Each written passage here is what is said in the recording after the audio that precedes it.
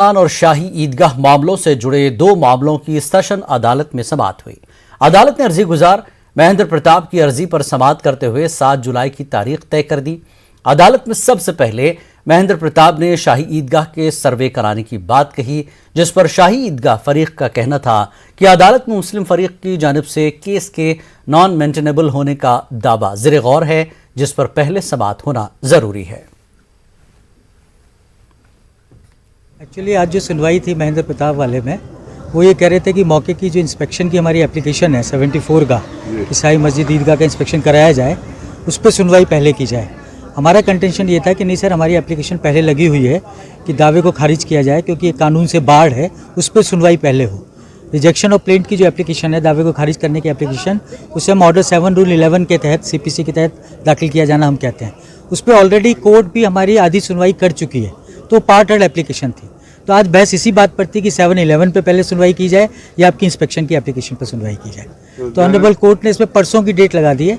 हमने एक एप्लीकेशन इस बात की मूव कर रखी है कि 7-11 पे पहले सुनवाई हो। अब उसी के डिस्पोजल में परसों की डेट लगाई है। चाहे वो कोर्ट कमीशन को लेकर हों, आर्कोलॉजिकल सर्वे ऑफ इंडिया से सर्वे कराने को लेकर के हों, उन सब का निस्तारण होना बहुत आवश्यक है। और माननीय न्यायालय के समक्ष हमने सभी पक्षों को, सभी पहलुओं को, सभी एविडेंसेस को रखा। लेकिन प्रतिवादीगण चाहते हैं कि इसमें कोई आर्गूमेंट ना हो, क्योंकि उनके पास कोई डॉक्यूमेंट है नहीं, ना उनके पास कोई रेवेन्यू रिकॉर्ड है, ना कोई कॉरपोरेशन का रिकॉर्ड है, किसी तरह का उनका कोई रिकॉर्ड नहीं है। और सबसे महत्वपूर्ण बात मैं आपको बता दूं कि इन सभी चीज़ों को लेकर के ये डिस्ट्रिक्ट जज महोदय के यहाँ गए थे और इनके ना वहाँ 7-11 को रिजेक्ट कर दिया गया, लिमिटेशन एक्ट को रिजेक्ट कर दिया गया, और 19 मई को इनके अगेंस्ट ऑर्डर हुआ था और हिंदू पक्षकारों के फेवर में आदेश हुआ था कि ये केस चलने लायक हैं, ये चलने चाहिए। इनका उद्देश्य एकमात्र ये है कि यहाँ हिंड्रेंस पैदा करो, कोर्ट में हल्ला मचाओ और सुनवाई मत होने दो। Samajwadi party leader Azam Khan MP MLA court में पेश हुए। ये पेशी यतीम खाना केस और SC/ST के मामले में थी। अदालत से बाहर आकर आजम खान ने कहा कि सरकारी लोगों पर भी मुकदमे होने चाहिए। उन्होंने कहा कि तमाम मुकदमे अपोजिशन वालों पर ही हो रहे हैं।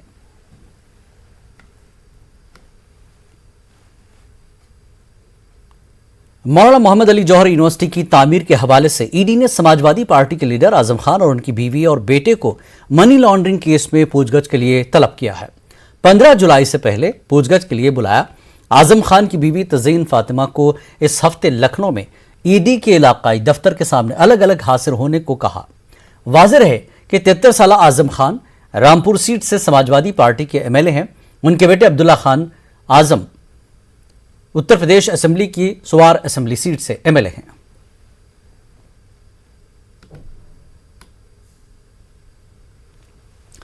वहीं समाजवादी पार्टी सरबराह अखिलेश यादव ने ED के गलत इस्तेमाल को लेकर मरकजी हुकूमत को निशाना बनाया है। आप पुराना उठा करके देख लीजिए, चाहे कांग्रेस का ज़माना रहा हो या BJP का आज ज़माना है। जब कांग्रेस दिल्ली में थी तो वो ED या CBI लगाती थी अपनी विपक्षी पार्टियों पे, और उसी रास्ते पे आज भारतीय जनता पार्टी चल रही है। और वो तो महाराष्ट्र में तो स्वीकार कर लिया उन्होंने, ED सरकार है। महाराष्ट्र में तो स्वीकार कर लिया ED सरकार है, और एक केवल ED सरकार वहाँ नहीं है। आप मध्य प्रदेश याद कीजिए, मध्य प्रदेश में सरकार कैसे बनी, और जगह भी प्रदेशों में कैसे सरकार बनाई बीजेपी ने। वज़ीर खजाना यूपी हुकूमत और मेरठ मंडल के इंचार्ज सुरेश कुमार खन्ना ने आज मेरठ के गावड़ी गांव में शजरकारी मुहिम का आगाज किया। रियासती हुकूमत के 35 करोड़ दरख्त लगाने के हदफ को पूरा करने की इस मुहिम में महाअभियान के तहत आज 25 करोड़ दरख्त लगाने का हदफ रखा गया था। मजमूई हदफ को 15 अगस्त तक हासिल किया जाना है। इसी के साथ ही वज़ीर खजाना ने सर्किट हाउस में आला अफसरान के साथ मीटिंग का इनेकाद करते हुए तरक्याती कामों की रफ्तार को तेज करने के साथ कांवड़ी यात्रा की तैयारियों को मुकम्मल करने की हिदायत जारी की। वज़ीर खजाना ने योगी हुकूमत के दूसरे टर्म के 100 दिनों की कामयाबी का जिक्र करते हुए मगरबी यूपी और ख़ास तौर पर मेरठ मंडल के लिए अंजाम दी जा रही तरक्याती स्कीमों का जिक्र किया। देश में 40 दिन में 35 करोड़ वृक्ष लगाने हैं, और ये एक ऐसा अभियान है जो सभी लोगों के लिए सुखदायी होगा, क्योंकि बढ़ते हुए प्रदूषण के माहौल में वृक्षारोपण सबसे बड़ा सहारा है प्रदूषण को कम करने का पर्यावरण संतुलन बनाए रखने का। आज के दिन संपूर्ण उत्तर प्रदेश में 25 करोड़ वृक्ष लगाने का लक्ष्य है और जितने भी हमारे किसान सम्मान निधि के लाभार्थी हैं उन सबसे भी इस बात का हमने आग्रह किया है कि वो भी 10-10 पेड़ कम से कम लगाएं। 2,59,00,000 किसान लाभार्थी हैं जिन लोगों को 6,000 रुपया किसान सम्मान निधि के रूप में उनके अकाउंट में जाता है और हमारा सभी से आज आग्रह है कि वो लोग विशेष रूप से इस अभियान के साथ जुड़ें और पेड़ लगाएं। मथुरा में कृष्ण जन्म स्थान और शाही ईदगाह मामलों से जुड़े 2 मामलों की सेशन अदालत में समाअत हुई। अदालत ने अर्जी गुजार महेंद्र प्रताप की अर्जी पर समाअत करते हुए 7 जुलाई की तारीख तय कर दी। अदालत में सबसे पहले महेंद्र प्रताप ने शाही ईदगाह के सर्वे कराने की बात कही, जिस पर शाही ईदगाह फरीक का कहना था कि अदालत में मुस्लिम फरीक की जानिब से केस के नॉन मेंटेनेबल होने का दावा ज़ेर गौर है, जिस पर पहले समाअत होना जरूरी है। वही थी महेंद्र प्रताप वाले में, वो ये कह रहे थे कि मौके की जो इंस्पेक्शन की हमारी एप्लीकेशन है 74 का कि शाही मस्जिद ईदगाह का इंस्पेक्शन कराया जाए, उस पर सुनवाई पहले की जाए। हमारा कंटेंशन ये था कि नहीं सर, हमारी एप्लीकेशन पहले लगी हुई है कि दावे को खारिज किया जाए क्योंकि ये कानून से बाढ़ है, उस पर सुनवाई पहले हो। रिजेक्शन ऑफ प्लेंट की जो एप्लीकेशन है, दावे को खारिज करने की एप्लीकेशन, उसे हम ऑर्डर 7 रूल 11 के तहत CPC के तहत दाखिल किया जाना हम कहते हैं। उस पर ऑलरेडी कोर्ट भी हमारी आधी सुनवाई कर चुकी है, तो पार्ट एड एप्लीकेशन थी। तो आज बहस इसी बात पर थी कि 7-11 पे पहले सुनवाई की जाए या आपकी इंस्पेक्शन की एप्लीकेशन पर सुनवाई की जाए। तो ऑनरेबल कोर्ट ने इसमें परसों की डेट लगा दी है। हमने एक एप्लीकेशन इस बात की मूव कर रखी है कि 7-11 पे पहले सुनवाई हो। अब उसी के डिस्पोजल में परसों की डेट लगाई है। चाहे वो कोर्ट कमीशन को लेकर हों, आर्कोलॉजिकल सर्वे ऑफ इंडिया से सर्वे कराने को लेकर के हों, उन सब का निस्तारण होना बहुत आवश्यक है। और माननीय न्यायालय के समक्ष हमने सभी पक्षों को, सभी पहलुओं को, सभी एविडेंसेस को रखा। लेकिन प्रतिवादीगण चाहते हैं कि इसमें कोई आर्गूमेंट ना हो, क्योंकि उनके पास कोई डॉक्यूमेंट है नहीं, ना उनके पास कोई रेवेन्यू रिकॉर्ड है, ना कोई कॉरपोरेशन का रिकॉर्ड है, किसी तरह का उनका कोई रिकॉर्ड नहीं है। और सबसे महत्वपूर्ण बात मैं आपको बता दूं कि इन सभी चीज़ों को लेकर के ये डिस्ट्रिक्ट जज महोदय के यहाँ गए थे और इनके ना वहाँ 7-11 को रिजेक्ट कर दिया गया, लिमिटेशन एक्ट को रिजेक्ट कर दिया गया और 19 मई को इनके अगेंस्ट ऑर्डर हुआ था और हिंदू पक्षकारों के फेवर में आदेश हुआ था कि ये केस चलने लायक हैं, ये चलने चाहिए। इनका उद्देश्य एकमात्र ये है। उत्तर प्रदेश के वजीर AK शर्मा ने अलीगढ़ में मुतादिद जगहों पर शजरकारी की। इस मौके पर उन्होंने कहा कि हमारी पहल उत्तर प्रदेश में आलमी यौम माहौलियात से चल रही है। आज से हमने 15 अगस्त तक 35 करोड़ पौधे पूरे उत्तर प्रदेश में लगाने का हलफ लिया है, जिसकी शुरुआत आज पूरे उत्तर प्रदेश में की गई है। उन्होंने कहा कि आज वक्त की अहम तरीन ज़रूरियत है कि माहौलियात का तहफ़्फ़ुज़ किया जाए। विश्व पर्यावरण दिवस के अवसर पे पूरे उत्तर प्रदेश में बहुत ही भव्य तरीके से, बहुत ही बृहद रूप में वन्य सृष्टि को और आगे बढ़ाने के लिए बहुत ही बड़े पैमाने पे वन महोत्सव का कार्यक्रम मनाया जा रहा है। और हमारी माननीय मुख्यमंत्री जी की मंशानुसार इस पूरे कार्यक्रम में आज से लेकर के 15 अगस्त तक 35 करोड़ पौधे लगाने का, वृक्ष लगाने का संकल्प राज्य सरकार ने लिया है। उसी संकल्प और माननीय मुख्यमंत्री जी की मंशा के अनुसार हम सब मंत्रीगण अलग अलग ज़िलों में जाकर के वहाँ की स्थानीय टीम को जो ये वृक्षारोपण का कार्यक्रम कर रही है उसे प्रोत्साहित करने के लिए मैं यहाँ अलीगढ़ में आया हुआ हूँ।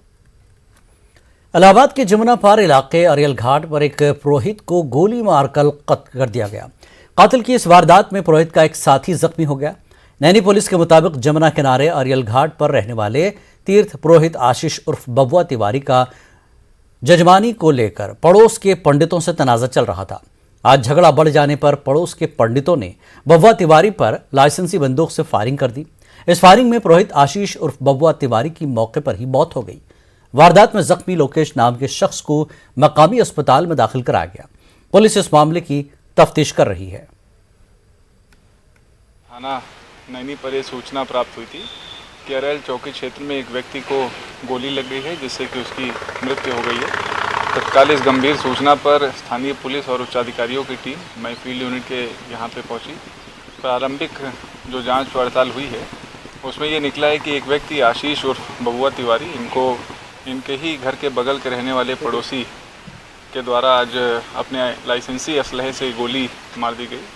जिसमें एक व्यक्ति की मौके पर ही मृत्यु हो गई तथा एक व्यक्ति को जो गन शॉट थी उसे तत्काल एसआरएन में इलाज के लिए भेजा गया है। इन दोनों पक्षों में यजमानी को लेकर के विवाद है।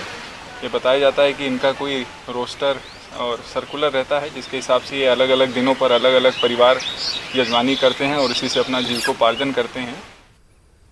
कानपुर के बर्रा थाना इलाके में दोहरे कत्ल की वजह से सनसनी फैल गई। बेटे के ससुराल वालों पर कत्ल को अंजाम देने का इल्जाम लगाया जा रहा है। बताया जाता है कि अनूप की शादी आकांक्षा से हुई थी, पर अनूप का कहना है कि आकांक्षा की दिमागी हालत ठीक नहीं है और उसने तलाक देने के बारे में फैसला कर लिया था। पर लड़की के घर वाले बजिद थे, लड़की लड़के के साथ रहे। इसी बात को लेकर दोनों खानदान में कशीदगी थी। अनूप का इल्जाम है कि इसके ससुराल वालों ने 3 गोलियों लोगों के साथ मिलकर वालिदैन को मौत के घाट उतार दिया। पुलिस मुलजिमीन की तलाश में जुटी है। की गई है और उसके अंदर कुछ हमें सीसीटीवी फुटेज मिल रहे हैं जिसके अंदर एक लड़का आता हुआ दिखाई दे रहा है और उसकी शिनाख्त की जा रही है। और जो उसके परिवार वालों ने एक अपने रिश्तेदारों के खिलाफ एक तहरीर दी है, हम उस बिंदु पर भी जांच कर रहे हैं। सभी पहलुओं को देखा जा रहा है और शीघ्र ही घटना का अनावरण किया जाएगा। किस तरीके से हत्या की गई? इसमें धारदार हथियार से की गई है। वो नीचे सोए हुए थे और साथ में उनकी बेटी भी सोई हुई थी। हम सारे पहलुओं पर देख रहे हैं और जल्दी ही घटना का अनावरण किया जाएगा। गेट कैसे खुला? किसी गिरफ्तारी भी से नहीं, अभी तक कोई गिरफ्तारी नहीं हुई है। प्रवेश कैसे हुआ? एप्लीकेशन दी गई है, टीम गई है, उसको गिरफ्तारी के लिए टीम गई है और हमारी टीमें लगी हुई हैं। जल्दी ही घटना का अनावरण किया जाएगा। अलीगढ़ में एनएसयूआई के कारकुनान ने आज पानी की टंकी पर चढ़कर हुकूमत की अग्निपथ स्कीम के खिलाफ एहतजाजी मुजाहरा किया। मुजाहिरीन ने हुकूमत के खिलाफ नारेबाजी करते हुए कहा कि यह स्कीम नौजवानों के साथ धोखा है और इसको फौरी वापस लेना चाहिए। कारकुनान गांधी पार्क में वाक़ पानी की टंकी पर चढ़ गए और अग्निपथ स्कीम की वापसी का मुतालबा करते हुए हुकूमत की पॉलिसी पर सवाल उठाए। आज अलीगढ़ एनएसयूआई द्वारा जो कि भारतीय जनता पार्टी ने युवाओं के पैर काटने का जो काम किया है, जो अग्निपथ योजना जो उन्होंने लगाई है, उस पे आज हमने वापस लेने की मांग करी, जो कि युवाओं को एकदम झिझोड़ के रख रहा है। अग्निपथ योजना जो है नौजवानों की, जब से भारतीय जनता पार्टी की सरकार आई है, आप सब लोगों ने देखा होगा, वो छात्र विरोधी और युवा विरोधी रही है। और अब एक समय पे आके जो 4 साल की नौकरी कर दी है, हमारे अग्निवीर को 4 साल की अपने भारत माँ की सेवा नहीं करनी, उन्हें ज़िंदगी भर अपनी भारत माँ की सेवा करनी है। भगत सिंह कहा करते थे कि जो हमारी मिट्टी में शहीद हो वो असली है, तो हमारे जो जवान हैं उन्हें वो करना है। आज एनएसयूआई ने इसका विरोध किया और टंकी पर चढ़ के प्रदर्शन किया। अलीगढ़ एनएसयूआई द्वारा, प्रदेश भर की एनएसयूआई द्वारा, राष्ट्र भर की एनएसयूआई द्वारा ये मांग करती है कि जल्द से जल्द अग्निपथ का जो योजना लाई गई है उसे तत्काल वापस लिया जाए। मारूफ फिल्म साज लीना निम्मी मिकलाई के फिल्म काली के पोस्टर में मुतनाज़ा फोटो दिखाए जाने पर मुल्क भर में बरहमी का इजहार किया जा रहा है, जिससे हिंदू मजहबी जज्बात मजरूह हुए हैं। इस पर तंजीम तहफ़्फ़ुज़ मदारिस हिंद के सदर मौलाना सैयद अहमद हुसैन मुज़ाहिरी ने सख्त अल्फाज में मजम्मत करते हुए कहा कि किसी भी मजहब के ताल्लुक से इस तरह के मुतनाज़ा चीज़ें शाया करना या मंजर आम पर लेकर आना सरासर गलत है। करीना मनी कलई ने जो फिल्म मेकर हैं, जो फिल्म बनाई है, उसके अंदर जो काली का जो रोल प्ले किया है, उससे हिंदू धर्म के जज्बात मजरूह होते हैं। और इस फिल्म के बनाने वाले पर और जिसने ये रोल प्ले किया है उस पर हम सख्त मजम्मत करते हैं और हम गवर्नमेंट से ही डिमांड करते हैं कि किसी भी इस तरह के पेशवा को, किसी भी धर्म का हो वो, उस पर कोई आपत्तिजनक यानी ऐसे अल्फाज जिससे उस कौम को या उस मानने वालों को तकलीफ़ पहुँचे, इस पर एक सख्त कानून बनाए ताकि दोबारा इस तरह का रूल प्ले ना कर सकें। तो मैं अपनी बात को ये पहुंचाना चाहता हूं आपके चैनल से कि इस चीज़ को मतलब सब कानून बनाएं और हर मजहब के लिए बनाएं। कानपुर में 3 जून को हुए तशद्दुद मामले में पुलिस ने कलीदी मुलजिम बिल्डर हाजी वसी को गिरफ्तार किया। हाजी वसी फरार चल रहा था, पुलिस लगातार इसको तलाश रही थी। हाजी वसी की जायदादों को कुर्क किए जाने की बात भी सामने आई है। पुलिस ने देर रात अपने अभियान में मोहम्मद वशी, हाजी वशी को गिरफ्तार कर लिया है। हाजी वसी बेकनगंज थाना क्षेत्र में 3 जून को हुई घटना के एक प्रमुख अभियुक्त हैं और हाजी वशी मुकदमा संख्या 42, 43 और 44 थाना बेकनगंज कानपुर में वांछित अभियुक्त रहे हैं। इनके खिलाफ हमने NBW भी ले रखा था और इन तीनों मुकदमों में इनकी तलाश लगातार की जा रही थी। हाजी वसी की गिरफ्तारी के लिए कानपुर पुलिस ने दिल्ली और आसपास के अन्य शहरों में भी हमने अभियान चलाया था। कल रात की सूचना हमें मिली कि हाजी वसी का लोकेशन की स्थिति लखनऊ में अमौसी एयरपोर्ट के आसपास है। सूचना मिलने के साथ साथ कानपुर पुलिस ने तेजी से कार्रवाई करते हुए हाजी वसी को इंटरसेप्ट करके गिरफ्तार किया है और इस समय हाजी वसी से पूछताछ जारी है। अलीगढ़ के मुतादिद इलाकों में पानी की अदम सप्लाई का मामला अब मुसलसल बढ़ता जा रहा है। सख्त गर्मी के मौसम में लोगों को जरूरत के मुताबिक पानी नहीं मिल पा रहा। ऐसे में जब लोगों के सब्र का पैमाना लबरेज हो गया तो उन्होंने सड़क जाम करते हुए मुतालबा किया है कि पानी की सप्लाई को यकीनी बनाया जाए। आज अलीगढ़ के मोहल्ला खाईडोरा में लोगों ने जाम लगाते हुए काफी हंगामा किया। उनका कहना था कि पानी की सप्लाई नहीं हो रही है, जो कुछ हो रही है इसमें भी गंदा पानी आ रहा है। बहुत ज़्यादा शिकायत है पानी की, 5-5 मिनट भी नहलाते हैं और वो भी गंदा पानी आता है और बहुत ज़्यादा दिक्कत है पानी की। लगभग कितने समय से समस्या? 15 दिन से पानी नहीं आ रहा भाई। 15 से 20। तो इसकी शिकायत आपने की संबंधित अधिकारी को की? शिकायत काफ़ी लोगों से करी थी, आगे तक पहुँचाई मगर कोई सुनवाई नहीं हो रही। यहाँ पानी की बहुत बड़ी समस्या हो रही है। कितने दिन से ये समस्या है? 2 महीने से, 3 दिन से तो बिल्कुल पानी नहीं है। तो ये जो आपने जाम लगा रखा है पानी की वजह से लगा रखा है? यहाँ पानी की वजह से लगाया। गाजियाबाद में एनडीआरएफ की 8वीं बटालियन में आज दरख्त लगाने का प्रोग्राम मुनक्किद किया गया। इस प्रोग्राम में मरकजी वजीर ममलिकत गाजियाबाद MP VK सिंह मेहमान खुसूसी के तौर पर पहुंचे। स्कूल के बच्चों ने भी दरख्त लगाने के प्रोग्राम में हिस्सा लिया। मरकजी वजीर ममलिकत VK सिंह ने कहा कि हमारी ज़्यादा से ज़्यादा अपील है कि हर कोई दरख्त लगाए।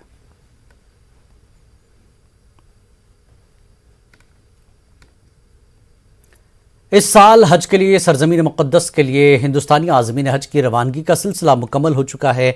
हज कमेटी से रवाना होने वाले 56,000 से ज़्यादा हिंदुस्तानी आज़मीन हज सफ़र हज के लिए सऊदी अरबिया पहुंच चुके। हज कमेटी ऑफ इंडिया के चेयरमैन AP कुट्टी की सरबराही में गुडविल डेलीगेशन भी सरजमीन मुक़द्दस के लिए मुंबई एम्बार्केशन पॉइंट से रवाना हुआ। हज की तकमील के बाद आज़मीन हज का वापसी का सिलसिला 15 जुलाई से शुरू होगा।